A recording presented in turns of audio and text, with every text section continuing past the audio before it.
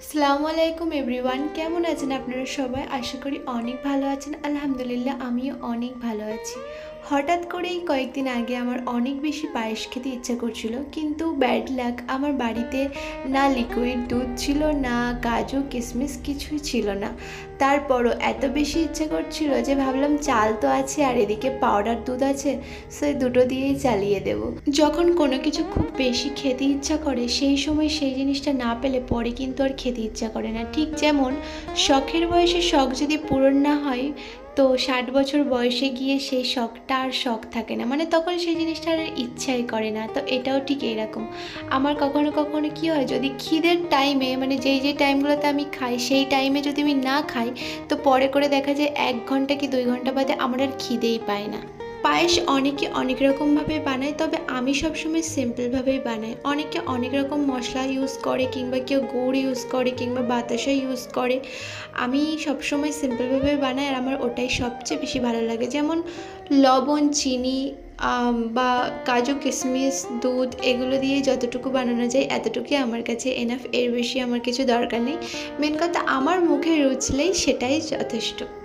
যে কোনো ওকেশনে তো পায়েস আমার মাস্ট। আর অনেক সময় ইচ্ছা করলেই আমি পায়েস বানাই। পায়েস আমার অনেক প্রিয় একটি খাবার। পায়েস আমার যতটা প্রিয়, রাবড়িও আমার তার থেকেও বেশি ভালো লাগে। তবে কি হয়, রাবড়িতে দুধ ডিম দুটো একসঙ্গে থেকে খেলে অনেক সময় অ্যাসিডিটির সবচেয়ে বেশি প্রবলেম হয়, আর আমি এমনিতেই তো অ্যাসিডিটির রোগী। তো তারপরেও আমার রাবড়ি অনেক বেশি ভালো লাগে। কখনো যদি সময় হয় বা সুযোগ হয়ে ওঠে, আমি রাবড়ি বানাবো এবং সেই রেসিপিটাও আপনাদের সাথে শেয়ার করব। তো ওদিকে যখন আমি পায়েসটা বানাচ্ছিলাম, হঠাৎ করে কারেন্ট চলে গেছিলো, আর সেই সময় আমার কাছে কোনো লাইট ছিল না। তো গ্যাসের ফ্লেমটা আমি একদম লোতে দিয়ে রেখেছিলাম, এবং অনেক পরে কারেন্ট এসেছিলো। তারপর আমি ওটাকে বসিয়ে বাকি যে কাজগুলো ছিল, সন্ধ্যায় আমি চা বানিয়েছিলাম, বা আরও বাকি যেসব থালা বাসনগুলো ছিল সেগুলোকে পরিষ্কার করে নিচ্ছিলাম।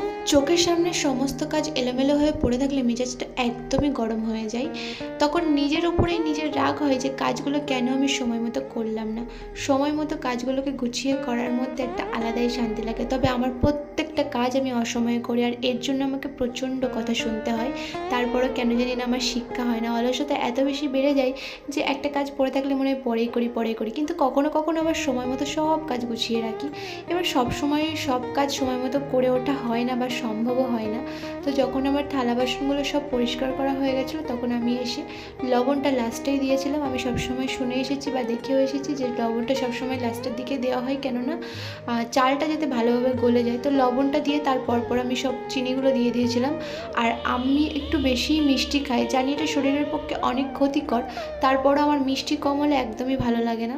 আমার এই অতিরিক্ত মিষ্টি খাওয়ার পেছনে দুটো মানুষ সবচেয়ে দায়ী। প্রথমত হলো আমার মা। ছোটোবেলা থেকে আমি দেখে এসেছি আমার মা অতিরিক্ত মিষ্টি খায়, আর সেই কারণে আমারও অভ্যাস হয়ে গেছে। এবং তারপরে আমার বিয়ের পরে আমার হাজব্যান্ডও অতিরিক্ত মিষ্টি খায়, সেখান থেকে আমার আরও বেশি অভ্যাস হয়ে গেছে মিষ্টি খাওয়াটা।